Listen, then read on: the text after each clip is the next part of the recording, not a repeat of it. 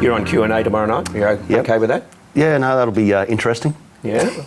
Hello, I'm Paul Barry. Welcome to Media Watch. And that was Coalition frontbencher Barnaby Joyce on the ABC's Insiders yesterday morning, promising he would be on Q&A tonight despite the row about convicted criminal and terrorist sympathiser Zaki Mallah.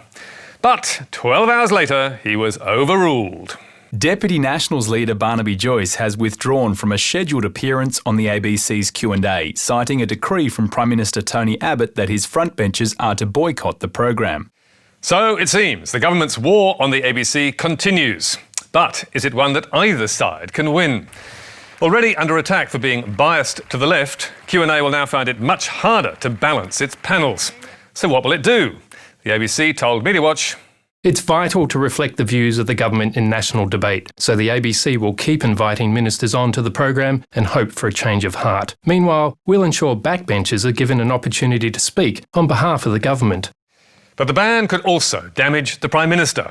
Two big polls in the Fairfax and News Corp papers this morning, taken after the Q&A row, show Tony Abbott's approval rating sinking, along with Bill Shorten's.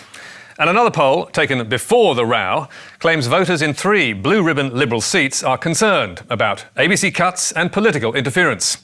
The Australia Institute's Richard Dennis, who commissioned the poll, told Fairfax, Attacking the ABC might appeal to ideological hardliners in the Liberal Party, but this polling shows that, even in blue ribbon seats, cutting ABC funding and interfering with its independence are deeply unpopular. Voters in these Liberal seats are pretty clear whose side they're on, the ABC's. The poll of some 2,200 voters across Malcolm Turnbull's, Christopher Pyne's and Joe Hockey's seats threw up 2 key results. First, that voters in these seats opposed recent ABC funding cuts by a ratio of almost 2-to-1. And second, that many respondents had concerns about the ABC's independence. 61% of voters in Mr Turnbull's seat supported including the functions of the ABC in the Constitution to protect it from political interference, a position supported by 60% of Mr Hockey's constituents and 57% of Mr Pyne's constituents. So, almost 2/3 of voters in those seats would support constitutional recognition for the ABC, a novel idea. We asked the PM's office how long the Q&A ban will stay in place and what needs to happen for it to end. The key line in the reply appears to be, "Given the ABC is undertaking an inquiry into Q&A, it is not appropriate for Minister Joyce to appear." That ABC inquiry is due to continue for the next 3 months. So it could be the ban will also last that long. Malcolm Turnbull is due to appear on Q&A next week. Watch that space. But now, let's go to the other big clash between media and politics this week, and a legal bonanza for another prominent coalition frontbencher. Treasurer Joe Hockey has been awarded $200,000 damages after suing one of Australia's biggest media groups for defamation. He took on Fairfax over a 3-word headline and won.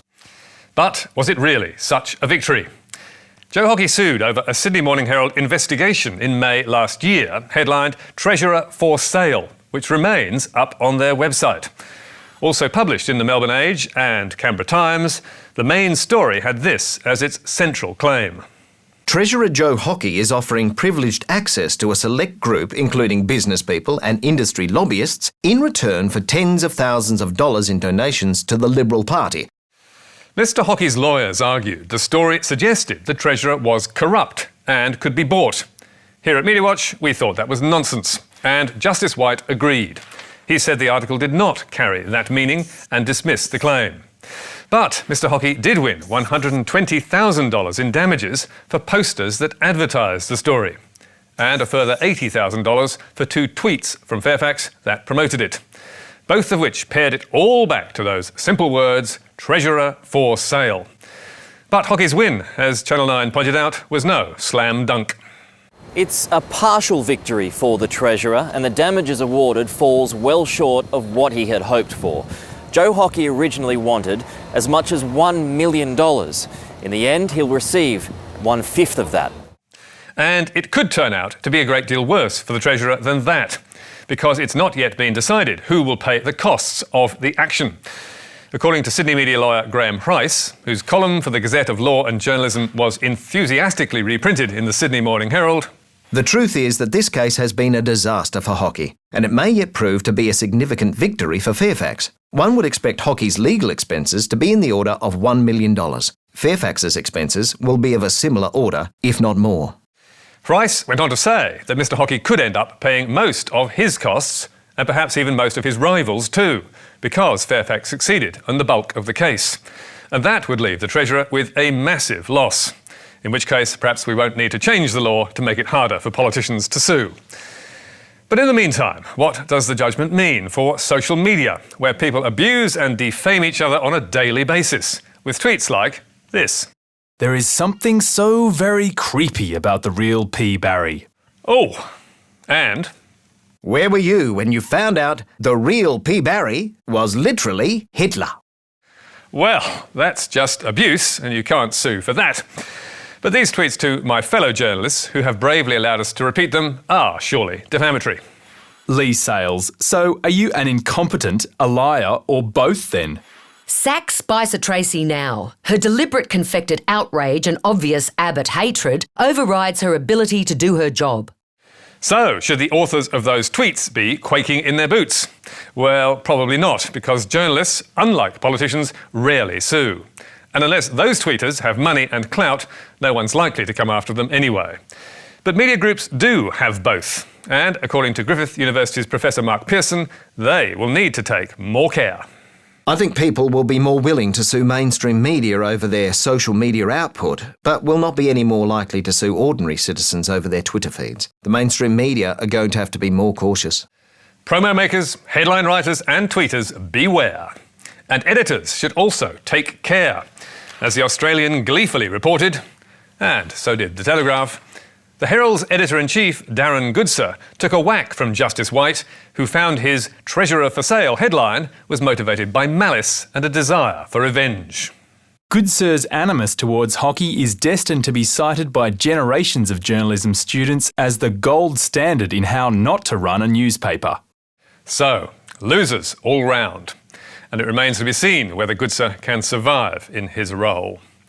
But now, let's turn to news of the future, or perhaps the future of news. One of the world's top experts says that robots are coming to every industrialised nation and no longer confined to the car industry. Humans, beware. What's up, Australia? Innovation is about to catapult us into a whole new era. Yes, 5 million Australian jobs could go in the next 10 to 15 years, according to this recent report, or 40% of the country's workforce. And don't think journalists won't be among them.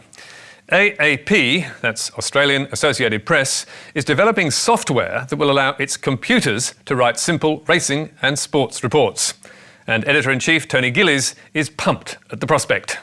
Done well, the impact could be amazing, particularly for mobile publishers, driven by speed of delivery as much as they are by accuracy. But over in the US, robots are already busy scribbling.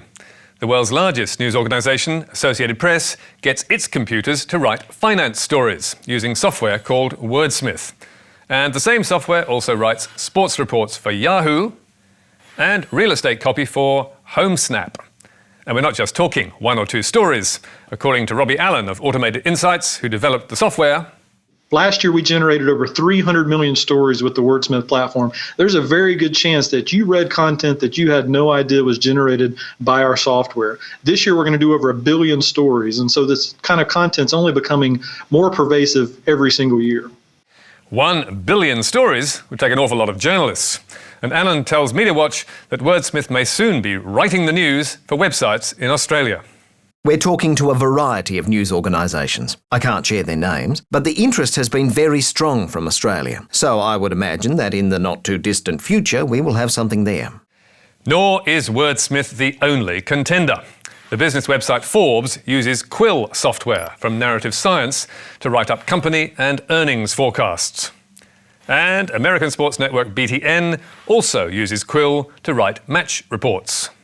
What's more, in Los Angeles last year, an LA Times reporter actually scooped his rivals by using a Quake bot.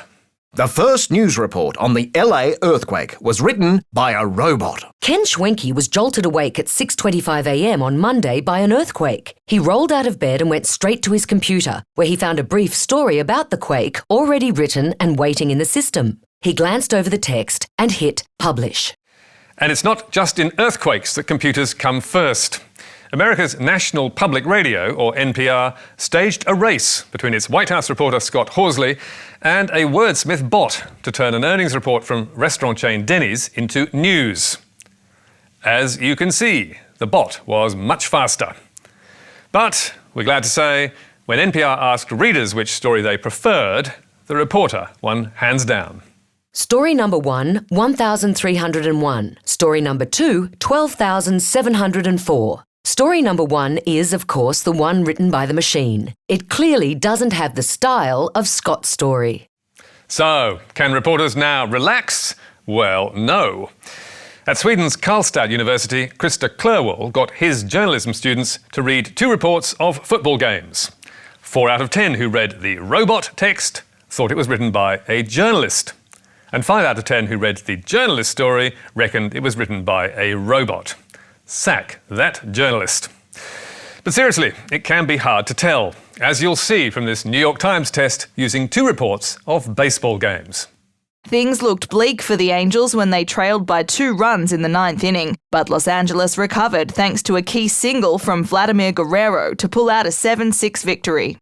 What do you reckon? Robot or human? And what about the second one? The University of Michigan baseball team used a 4-run 5th inning to salvage the final game in its 3-game weekend series with Iowa, winning 7-5 on Saturday afternoon, April the 24th. So, which one is written by the robot? Tick, tick, tick. It's the first. I got that wrong, and so did almost everyone at MediaWatch. And that's a couple of 100 people, as you know. So, let's take another New York Times test and try it with poetry.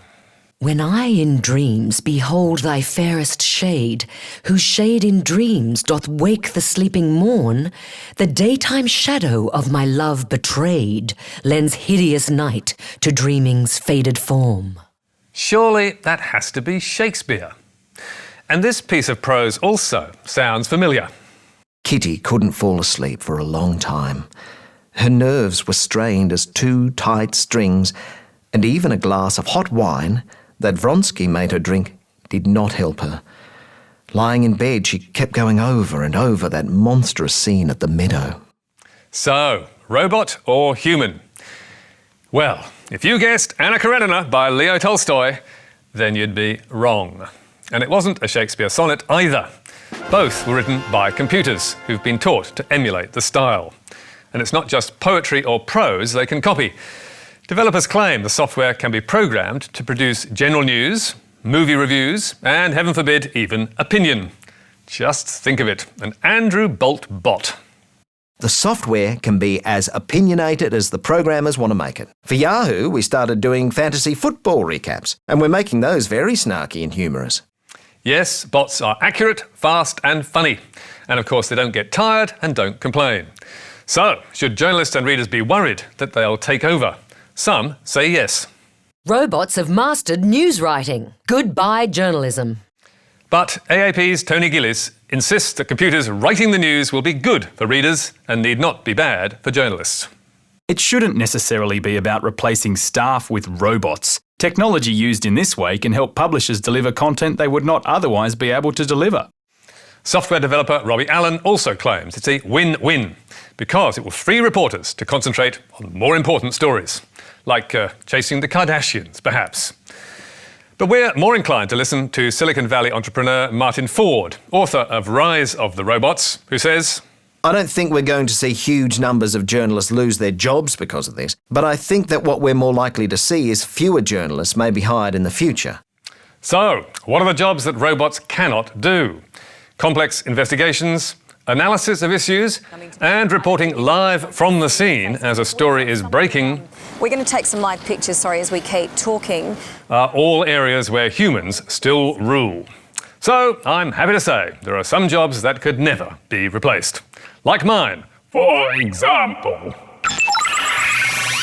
And you can read more about all tonight's stories on our website, where you can also get a transcript and download the Pro program. You can also catch up with us on iView and contact me or Media Watch on Twitter. But for now, until next week, that's all from us. Goodbye.